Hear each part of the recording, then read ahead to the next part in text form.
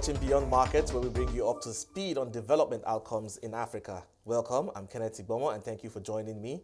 On the show today, we'll find out what is holding back Nigeria's ratification of the Africa Continental Free Trade Agreement. Later on, ahead of the Expo 2020, we'll find out how Dubai is partnering with African tech startups. You can join the conversation on social media and let me know what you think about what the topics we discuss. And to do so, use the hashtag Beyond Markets on Twitter and also send me a message on my handle, that's at Kenneth Igbomo.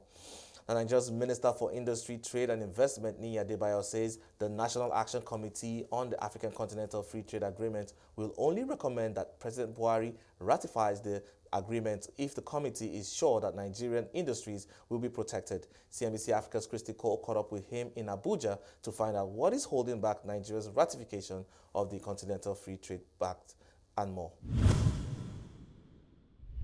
Basically, unknown to most people, there is a general improvement in the economy of this country. You have to remember that when this administration first came into office in 2015, we were immediately plunged into a recession based on the faulty indices that had been used to run the economy by the previous administration. And despite all the problems with regards to revenue generation, the drop in the price of oil, this administration has done a lot to take the country out of recession and to start to improve the general economy of this country. So there's, as things go along, you begin to notice more improvement. What this government has done is they have put in place a proper foundation, as opposed to the previous administration where there was no strong foundation, despite the massive amounts of money that was generated by the economy.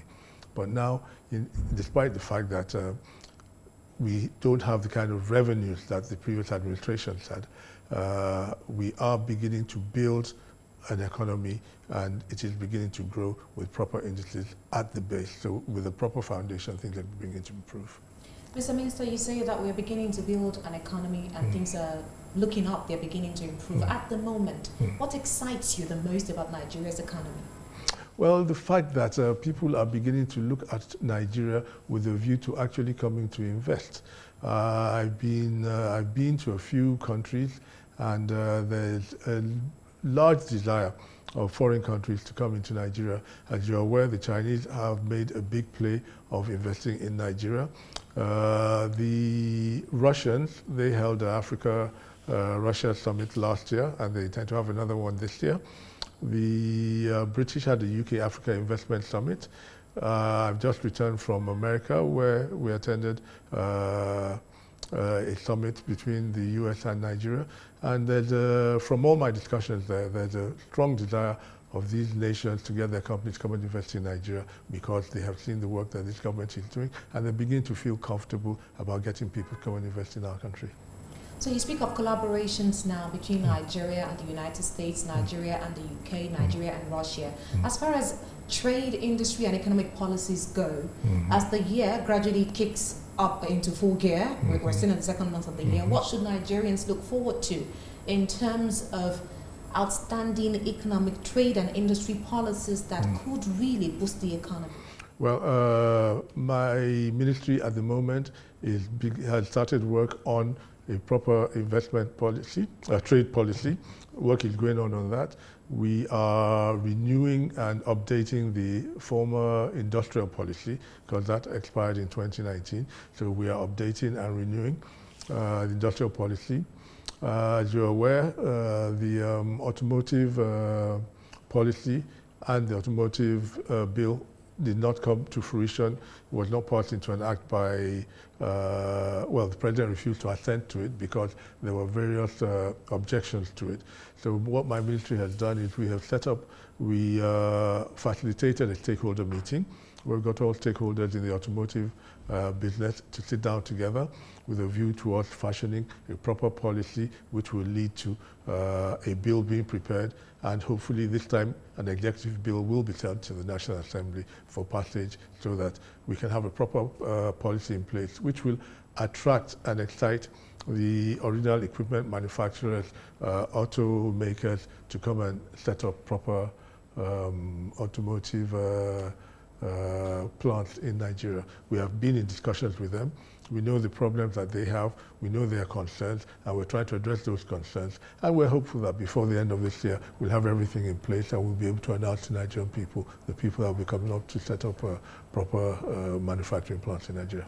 We'll still get to dig deeper into in-country specifics, but before we go to that, I'd like to attempt to get some specifics as far as Nigeria's collaboration with other countries.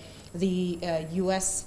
Investment Summit, which you attended about, it's less than a week ago. What can Nigeria benefit from a UK economy post-Brexit? Well, like I said, now that the UK is out of Europe, obviously they're looking to deepen their trade relations with their former trade partners, the Commonwealth countries. Nigeria being one of the biggest Commonwealth countries. At the present moment, our trade relationship with Britain is very little, and they want to expand on that. As a result of which, we have been in discussions with them. I attended the Economic Development Forum meeting, the second one between the UK and Nigeria. I attended that last year. We are preparing for another one here in Nigeria, I think, in end of March. We shall have, so the Trade Minister should be visiting Nigeria, where we will engage in further discussions. And there are various fora that are trying to be put together so that Nigerian businessmen and British businessmen can sit down together and discuss with a view to seeing where partnerships can be made and agreements reached. We are, as a ministry, in touch with the Nigerian British Chamber of Commerce. They have put a proposal to us with the possibility of partnering with us to open a trade office in the UK. We're looking at that with a view to using that as a marketing opportunity, whereby we have an office in the UK where businesses can come to get information and get contacts with Nigerian businesses as well. So there's a lot that's going on at the moment. Now talking in-continent trade specifics now, the AfCFTA, the African Continental Free Trade Area Agreement, has a July 1 commencement date scheduled. And there are talks more than ever before of the fact that it may not be possible for that kickoff date to come into reality from the conversations, again, that you have been privy to and from the realities in front of you that the regular Nigerians cannot see. Is July 1st commencement a feasible date for the AfCFTA? Well, for me, it is not for me to say whether it's feasible or not. All I can say is that we as a country are looking at what we have signed. We have not ratified yet. I believe 28 countries have ratified, which gives the agreement enough impetus to go into operation in July. Because I think the agreement was once 22 countries ratify, then it becomes operational. But there's a timetable. There are certain steps that have to be taken before the kickoff date. We are privy to this timetable. We are part of the timetable.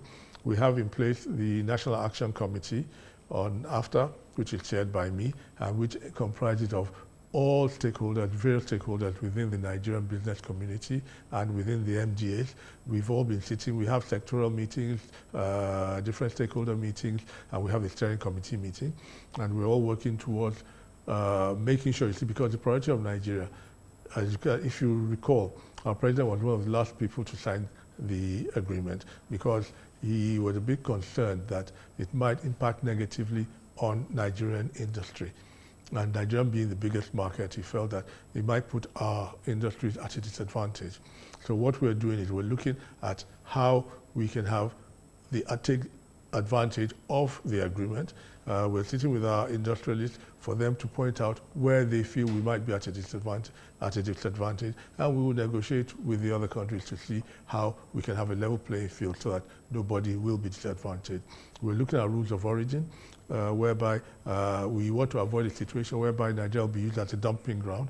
Some countries might import things from China, for instance, into their countries and then for on-shipment to Nigeria, because Nigeria, out of 1.2 billion people, Nigeria is at least 0.2 billion of that number. So it's the largest individual market in the whole of Africa. So we have to be careful. We're sitting down, we're looking at how we will protect Nigerian industry. And I promised Mr. President that I will make sure that we will not recommend the ratification of that agreement until we are sure that we have done enough to protect Nigerian industry. You kind of took that off my head. I was going to ask you. Now, given the huge implications, trade implications that the AfCFTA has for Nigeria internally and externally, should Nigeria ratify before the July 1 slated commencement date? We haven't gotten to the bridge yet, not to talk of crossing it. When we get to that bridge, we will cross it. But I can assure you, my committee, which is National Action Committee, which is straddled with the job of recommending ratification or no ratification, I can assure you that if we do not feel that Nigerian industry will be protected, we will not recommend ratification. And I've assured Mr. President that we will only recommend ratification if we feel that it is the right thing for Nigeria. So we'll now delve into in-country specifics now. What informs the President's directive to you to set up agro-allied industry across 36 states of Nigeria? It's simple. We're trying to get jobs for people. We're trying to develop our agricultural base. And very simple. What might the specifics entail? Which subsectors of the economy will benefit from that policy? Well, we have been given our marching orders and we have sat down and we are looking at the different states and the different things that they can produce to enable us to set up these industries. It's not something that you can just do like that. We need to appoint consultants to get proper research done and all these things. So these things we have started all these things. I'm just looking for, are there subsectors already outlined to benefit from this? Like I said, textile, customs, like I said, we're looking at everything. In Funtua, we're looking at cotton. In Eyimba, in Abia State, for special economic zones, we're looking at the manufacturing sector. In Kano, we're looking at tanneries. It's a whole range of things that we're looking at all over the country. What benefit or what change in the largest, bigger picture will the establishment of a foreign trade academy bring to Nigeria? Well, what we're trying to do is we're trying to develop capacity within the country, and we believe that with the setting up of a foreign trade academy, we will be able to develop that capacity, which will enable us to have the requisite manpower to be able to negotiate and negotiate on behalf of the country when they go out to for trade shows and things like that. So the establishment of the academy, is it still an idea in the works, or is it we've actually what we've that should be looked forward to? No, it's something that's going to happen. We've we've already set up a committee that is looking to set it up. We've had a discussion with a couple of Nigerian industrialists. Well, specifically, we've spoken to Dangote, and he has promised to assist and support. So, and we're looking at a few other industrialists like that who we are going to talk to with a view to getting their support to enable us get the seed money to start the facility. Well, rest assured, it's something we're definitely doing. Now, my final question to you is on the Nigeria as a trade negotiator who passed away in September. God rest his soul. Amen. How soon will Nigeria get another trade negotiator? At the moment, we have an acting director for the National Office of Trade Negotiation, and a request has gone to Mr. President. A name has been recommended to Mr. President, and we're just waiting for Mr. President's approval. Will this be happening before the I'm not commencement? Mr. President, but I'm sure within the next few hours, couple of days, we should have an announcement. And that was Niyi Adebayo, Nigeria's Minister of Industry, Trade and Investment.